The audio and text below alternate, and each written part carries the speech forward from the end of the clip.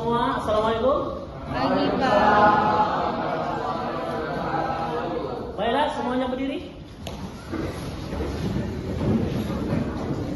Kita akan menyanyikan lagu 17 Agustus.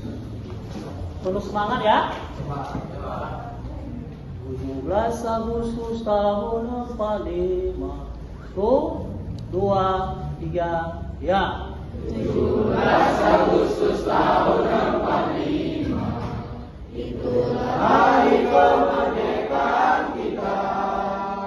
Hari merdeka, nusa dan bangsa, hari lahirnya bangsa Indonesia. Merdeka, sekali merdeka tetap merdeka, selama hayat masih dikandung badan. Kita tetap setia mempertahankan Indonesia. Kita tetap setia membela negara kita. Merdeka. Merdeka. Baik, semuanya kembali. Kembali ke tempat. Apa saja fungsi pelayanan bersama? Silakan. Siapa yang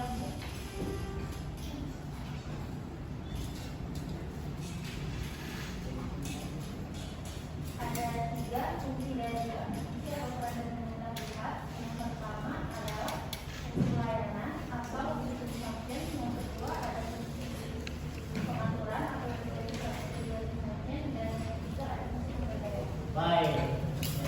Ya. Arti fungsi pelayanan? Siapa?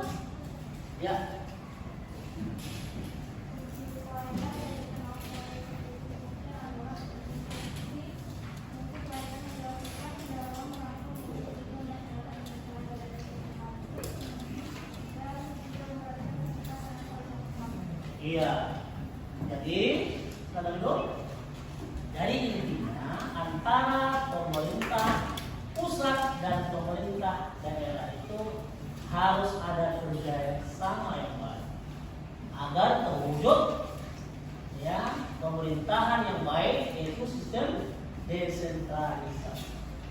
Baik Bapak semua, sekarang kita akan melanjutkan bahasan kita, yaitu tentang daerah khusus, istimewa, dan daerah otonomi khusus.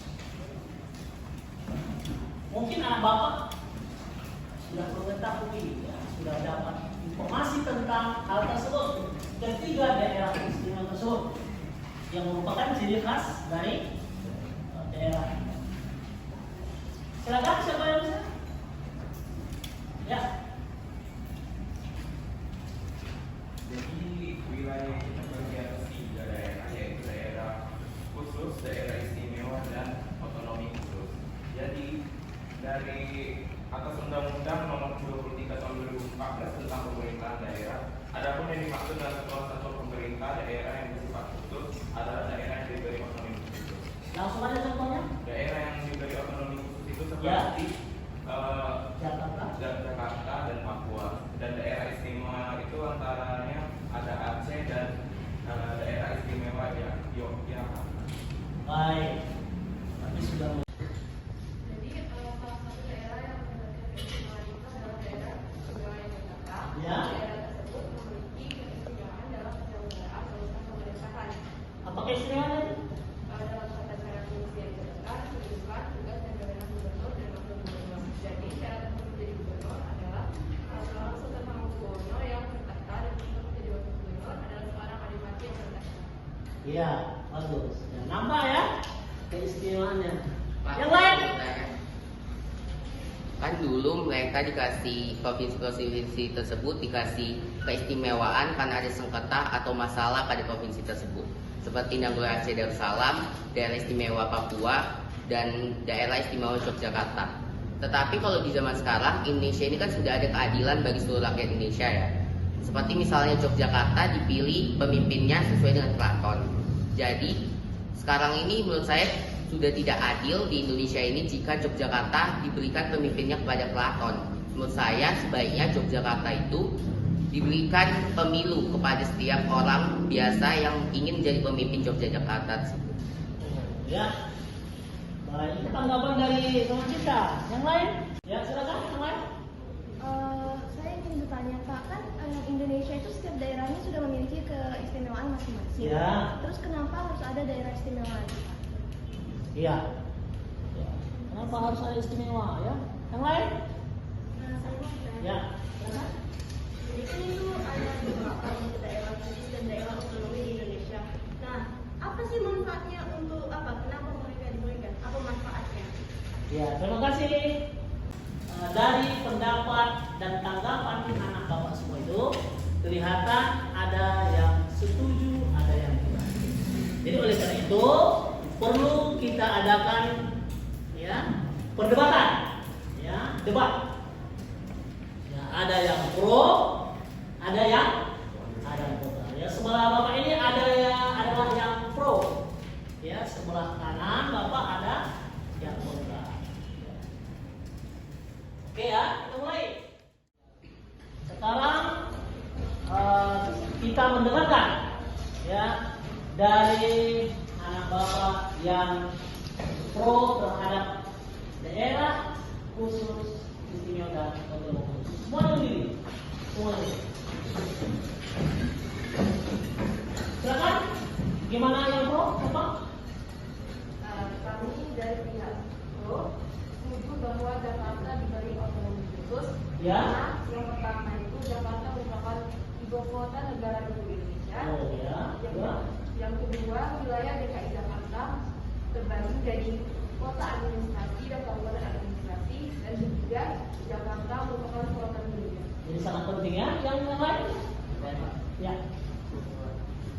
Saya setuju Aceh sebagai daerah istimewa karena dalam sejarahnya Aceh menjadi jalan tengah untuk mewujudkan kesejahteraan masyarakat dalam menyelesaikan konflik bersenjata yang menginginkan kebersamaan dengan negara kesatuan. Iya, baik. Oke. Kami setuju bahwa Yogyakarta berhak diberi kekuasaan daerah istimewa karena peran Kesultanan Yogyakarta yang sangat besar bagi Republik Indonesia. Setidaknya ada 250 bukti sejarah bahwa Jogja berjuang sebelum dan sesudah proklamasi kemerdekaan Indonesia. Oh mantap, luar biasa ya. Baik, anak bapak yang sebelah kanan yang kontra. Jangan nih. Siapa nih? Semuanya dulu berdiri nih. Mewakili, siapa yang mewakili dari laki-laki mungkin? Saya Pak. Ya. Kami dari pihak kontra. Kami merasa kalau di Jogja itu diperlakukan sebagai daerah istimewa, kami kurang setuju. Ya, kenapa? Tadi dikatakan kalau pemilihan gubernur dan wakil gubernurnya itu berdasarkan Kesultanan Hamengkubuwono dan adipatinya. Iya. Di daerah kita ini kan Pak, Sumatera Utara juga ada Kesultanan Delhi yang sampai sekarang itu masih berjalan dan turun temurun. Kenapa daerah kita nggak diperlakukan seperti itu juga? Oh, ini mantap nih. Ya. Ada yang lain? Ya. Saya Pak, saya ingin menyampaikan pendapat. Saya Dari setuju apa ya? dari Kontra pihak ya? kontra, Pak. Saya setuju tadi dengan pendapat Arbas bahwa jika diadakannya daerah otonomi, daerah khusus dan daerah istimewa, apakah bukan dengan begitu akan menjadikan hal yang seperti konflik ataupun perpecahan dan kecemburuan dengan daerah yang lainnya? Iya. Baik, terima kasih. Nah, semuanya kembali duduk ya. Baik anak bapak semuanya. Ya, kita sudah mendengar tadi ya. Semuanya, terima kasih. Bapak sudah mendengar tadi ya. Ada pendapat dan tanggapan. Ternyata dari tanggapan dan pendapat itu menimbulkan pro dan kontra. Ya, tetapi oleh karena itu ada yang setuju, ada yang tidak. Maka oleh karena itu kita harus mempunyai satu pendapat. Jadi oleh karena itu kita harus tarik satu kesimpulan. Ya, oleh karena itu tugas kita selanjutnya anak bapak semua, ya, nanti kita bagi 4 kelompok, ya, yaitu untuk mencari latar belakang. Ya, kenapa daerah-daerah itu menjadi daerah khusus, istimewa dan otonomi. Oke anak bapak semua. Jadi minggu depan dikumpul ya. Oke, demikian. Wassalamualaikum.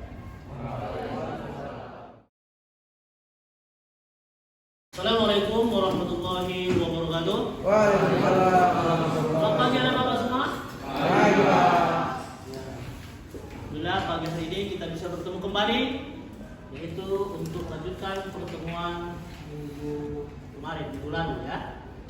Pada minggu yang lalu itu sudah kita membahas yaitu tentang keistimewaan ya dan kelebihan daerah-daerah istimewa dan daerah khusus di berbagai daerah Indonesia. Ketika itu sudah masing-masing kelompok diberikan tugas untuk menyelidiki ya apa yang menjadi penyebab suatu daerah itu menjadi daerah istimewa. Gimana, semoga siap? Ya, kalau begitu mari kita dengarkan dulu ya. Karena kemarin terjadi perdebatan kenapa dijadikan khusus istimewa ya. Nah, silakan tiap-tiap kelompok semuanya berdiri pada kelompoknya masing-masing. Yang istimewa pada istimewa Aceh, yang silakan. Ini kemana nih? Silakan, silakan. Ini silakan. Silakan. Oke, khusus dari kelompok ini kami membahas mengenai latar belakang dari daerah khusus Jakarta di Indonesia. Ya. Jadi sebenarnya kenapa Jakarta itu dijadikan sebagai daerah khusus di Indonesia? Ya. Itu dikarenakan Jakarta berperan sebagai ibu kota di Indonesia. Ia merupakan simbol negara, pusat perekonomian serta pusat pemerintahan dan administrasi di Indonesia. Wah, itu yang pertama. Yang kedua? Nah, jadi mengapa Jakarta ini awal-awal itu dijadikan sebagai ibu kota di Indonesia? Itu karena Jakarta merupakan bekas pusat pemerintahan Hindia Belanda pada saat Indonesia dijajah, yaitu infrastruktur politiknya sudah lengkap, infrastruktur sudah lengkap, serta pusat logistiknya sudah lengkap. Nah, untuk itulah pemerintah pusat mengeluarkan Undang-Undang Pasal 29 Tahun 2007 tentang Pemerintahan Pusat Negara Kesatuan Republik Indonesia. Ya, sehingga daerah khusus ibu kota itu benar-benar menjadi daerah khusus, menjadi simbol negara kita ya. Baik, jadi adapun faktor yang melatar belakangi terjadinya daerah istimewa Yogyakarta itu ada 3. Yang pertama karena daerah istimewa Yogyakarta itu adalah setingkat provinsi yang dikepalai oleh Sri Sultan Hamengkubuwono IX dan Paku Alam ke-8 sebagai wakil daerah istimewa Yogyakarta. Nah, yang kedua itu karena pada zaman dahulu itu daerah istimewa Yogyakarta itu belum ada undang-undangnya, Pak, sehingga dia itu dikepalai oleh Sri Sultan. Nah, yang ketiga itu karena pada penjajahan dan pendudukan Jepang dulu itu sangat berpengaruh bagi perjuangan bangsa Indonesia. Jadi dijadikanlah daerah istimewa Yogyakarta. Oke, makasih. Apa agar dia menjadi tidak berubah-ubah? Apa hukum yang mengatur? Karena itu pemerintah berdasarkan pasal 18 UUD 1945 pemerintah membentuk Undang-Undang Nomor 22 Tahun 1948 tentang penerapan aturan-aturan pokok mengenai pemerintahan sendiri di daerah-daerah yang berhak mengatur dan mengurus rumah tangganya sendiri. Dalam pasal 1 ayat 2 Undang-Undang tersebut antara lain dinyatakan daerah-daerah yang mempunyai hak, asal-usul, dan di zaman sebelum Republik Indonesia mempunyai pemerintahan sendiri yang bersifat istimewa dengan undang-undang pembentukan yang dapat ditetapkan sebagai daerah istimewa yang setingkat dengan provinsi, kabupaten, dan desa yang berhak mengatur dan mengurus rumah tangganya sendiri. Selain ketentuan-ketentuan yang mengatur secara umum, dalam undang-undang tersebut terdapat beberapa ketentuan yang secara khusus mengatur tentang daerah istimewa. Dalam pasal 18 ayat 5, undang-undang tersebut diatur bahwa kepala daerah istimewa diangkat oleh presiden dari keturunan keluarga yang berkuasa di daerah itu di zaman sebelum Republik Indonesia dan yang masih menguasai daerahnya dengan syarat-syarat kecakapan, kejujuran, dan kesetiaan dengan mengingat adat istiadat di daerah itu. Ya, cukup. Itulah dasar hukumnya. Jadi jelas karena dari dari keturunan keraton tadi, maka supaya dia menjadi khusus istimewa, maka sebagai kepala daerah itu tetap diangkat dari pihak.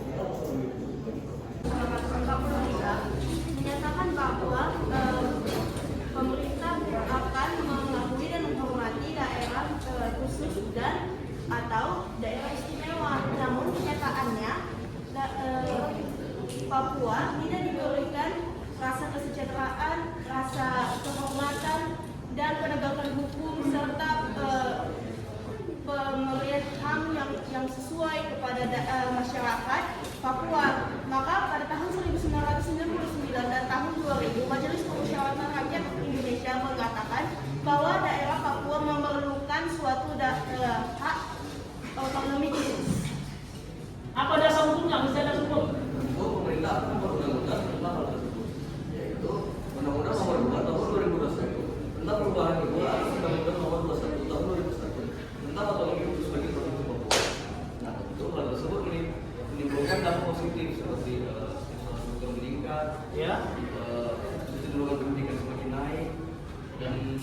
kejahatan di Papua itu jadi semakin meningkat.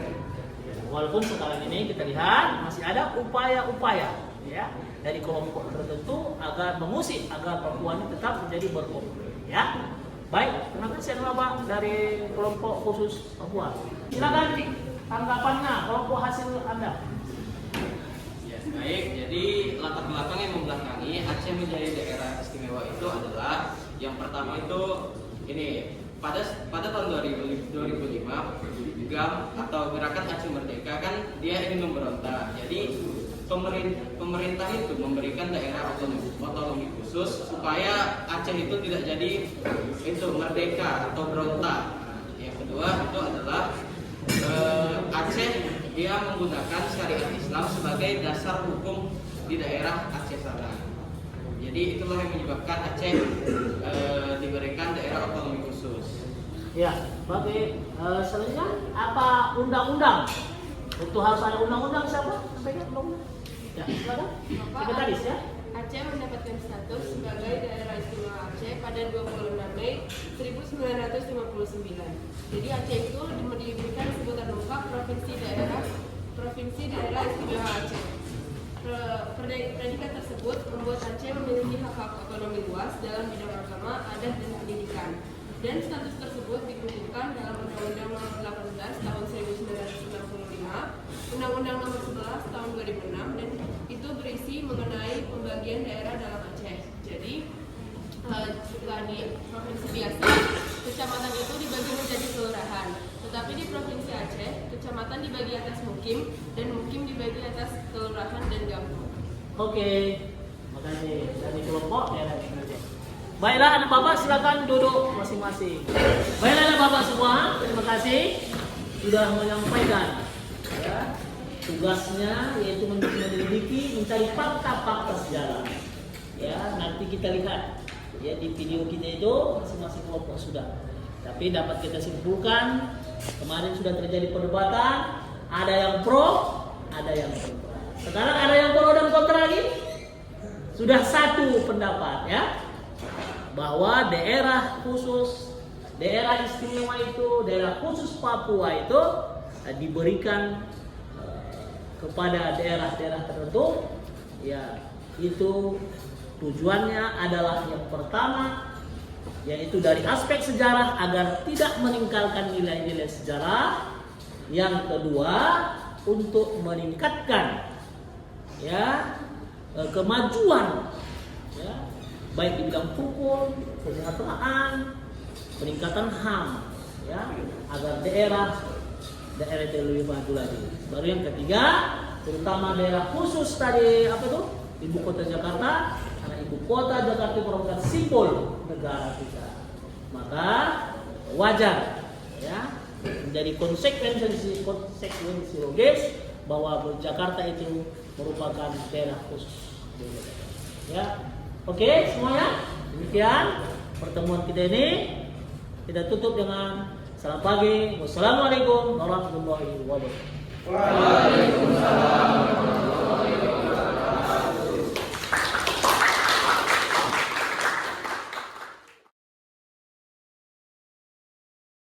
Assalamualaikum warahmatullahi wabarakatuh.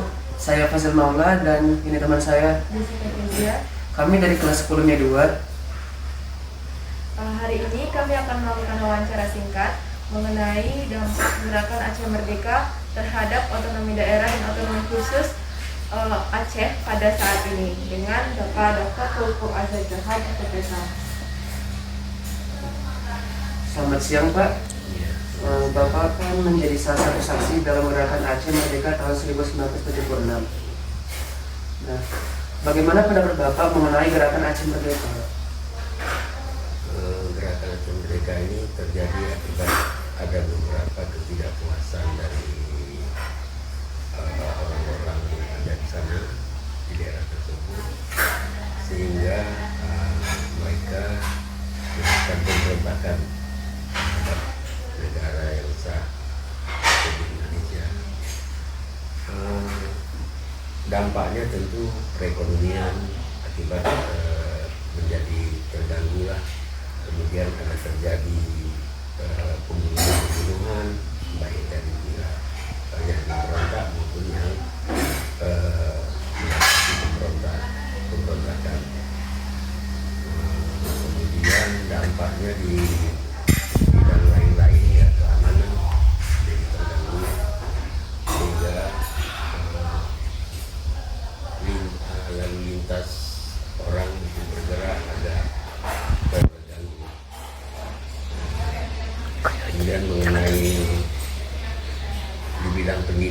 juga akibat ini menjadi terganggu juga.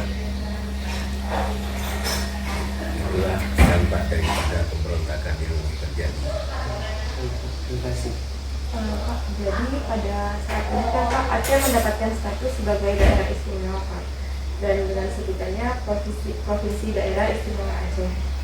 Menurut Bapak, apakah ada dampak tersendiri dari gerakan Aceh Merdeka ini sehingga Aceh mendapatkan status daerah istimewa itu seperti hak-hak otonomi dalam bidang agama, adat dan sebagainya gitu? Kan kita ketahui tadinya pemberontakan ini kan akibat ketidakpuasan dari orang di daerah Aceh. Dulu sebenarnya Aceh ini digabungkan dengan Sumatera Utara dulu, sehingga orang-orang dari Aceh marah karena mereka kan bisa berdiri sendiri juga satu provinsi, tapi kalau digabung dengan Sumatera Utara mereka jadi memberontak, jadi pemberontakan, sehingga pemberontakan itu dimulai pada tahun 1952 kalau tidak salah saya, dan berakhir tahun 1958 setelah ketua pimpinannya Tengku Daud Beredi diajak turun oleh, waktu itu masih berpangkat kolonel, Pangdam 1 Aceh, namanya Kolonel Muhammad Yasin. Kemudian terjadilah perdamaian dan pemerintah juga memberikan status pada Aceh sebagai daerah istimewa. Istimewa di bidang agama, ya, syariat Islam, kemudian di bidang pendidikan dan di bidang pemerintahan daerah. Kira-kira itu yang saya ketahui. Jadi terima kasih ya Pak atas penjelasan tadi. Ya, baik.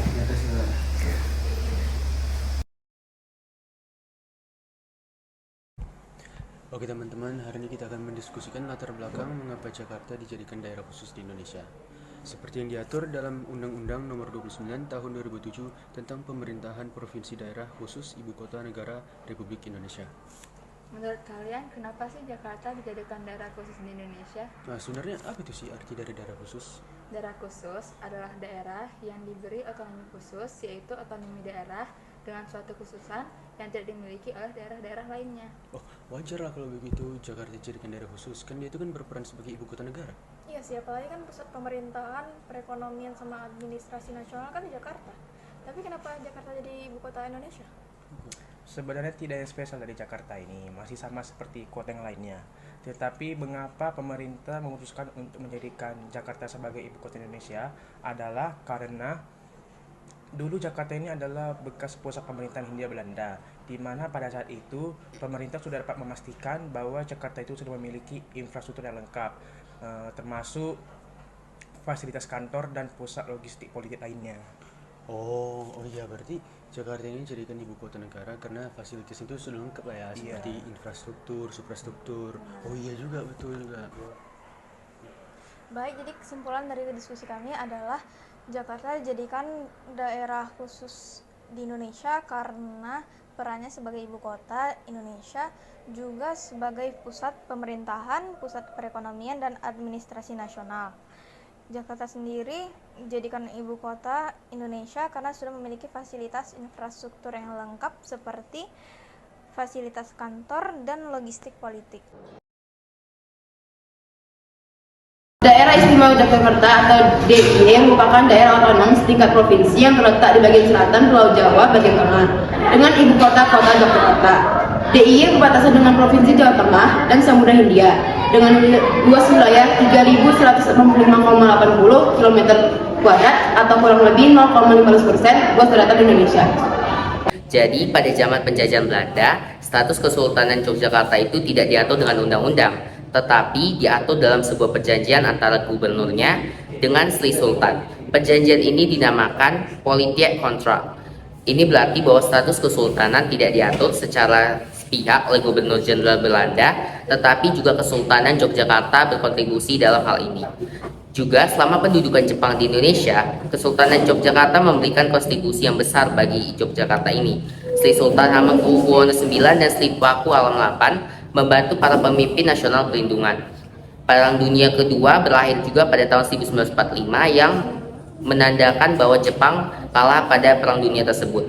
Berdampak pada Yogyakarta ini, yang berdampak juga pada sejarah bangsa Indonesia. Pendudukan Jepang atas Indonesia yang berkuasa selama 3,5 tahun dari tahun 1942 sampai 1945, tahap demi tahap pasukan Jepang ditarik mundur dari Indonesia. Tentara Sekutu di bawah pimpinan Jenderal Christion kemudian mendarat di Tanjung Priok pada tanggal 29 September 1945 dengan tujuan utama melucuti persenjataan tentara Jepang. Kedatangan tentara Sekutu ternyata diboncengi oleh Nika, yang dimana akan mendampak dengan Yogyakarta tersebut. Terima kasih. Kami dari kelompok 4 dari kelas 10 IPA 2 ingin mewawancarai Bapak tentang daerah otonomi khusus Papua. Pertanyaan pertama, mengapa Papua menjadi salah satu daerah otonomi khusus Papua, Pak? Saya. Ini ya taruh di sini. Oke. Pasca reformasi kita tahu bahwa ada 2 daerah yang diberikan pemerintah berstatus sebagai otonomi khusus di samping daerah-daerah lain yang diberikan otonomi. Nah, salah satunya yang saya tahu itu adalah Papua di samping Aceh yang dulu disebut dengan Nangro Aceh Darussalam, sekarang kembali ke provinsi Aceh. Nah, setahu saya yang menjadi alasan kenapa daerah Papua ini diberikan oleh pemerintah menjadi daerah otonomi khusus itu tidak lepas dari beberapa indikator.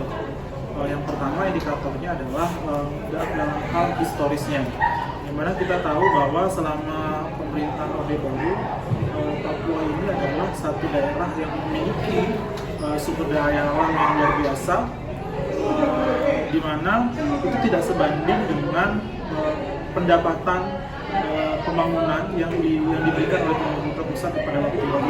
Dimana kita tahu bahwa pada pemerintahan Orde Baru perekonomian itu bersifat sentralistis, di mana pemerintah pusat yang menentukan seberapa dana yang diberikan kepada setiap daerah untuk sebagai modal pembangunan. Nah, pendapatan yang diperoleh Papua itu ternyata tidak sebanding, karena kita lihat bagaimana pembangunan Papua selama Orde Baru itu sangat terbilang lambat, dan itu berbanding terbalik dengan pendapatan negara yang berasal dari daerah Papua, sumber daya alam dari Papua. Itu yang pertama.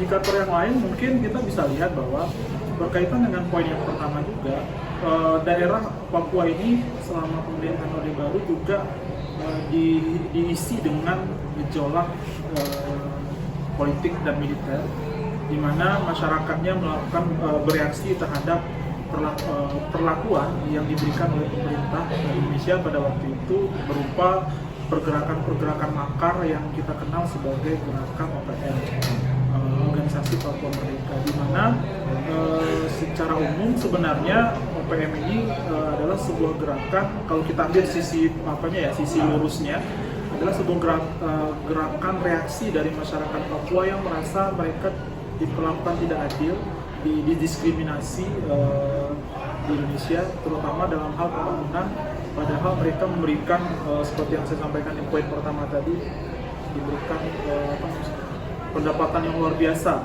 terhadap pemerintah Indonesia dari berupa eksploitasi sumber daya alam.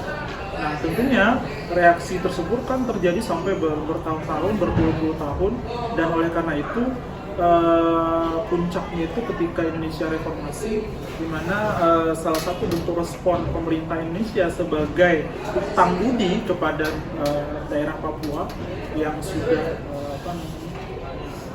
memberikan sumbangsi yang luar biasa kepada Indonesia dengan cara memberikan otonomi khusus, yang kita tahu bahwa otonomi khusus ini adalah satu kebijakan pemerintah yang diberikan kepada satu daerah yang bisa mengelola 70%, kurang lebih kalau tidak salah saya, pendapatan daerahnya untuk bisa dikelola oleh daerah itu sendiri untuk pembangunan daerah itu sendiri, dengan harapan bahwa itu bisa mempercepat pembangunan dunia timur, khususnya daerah Papua yang sebanding dengan sumber daya alam yang ada di Papua itu sendiri.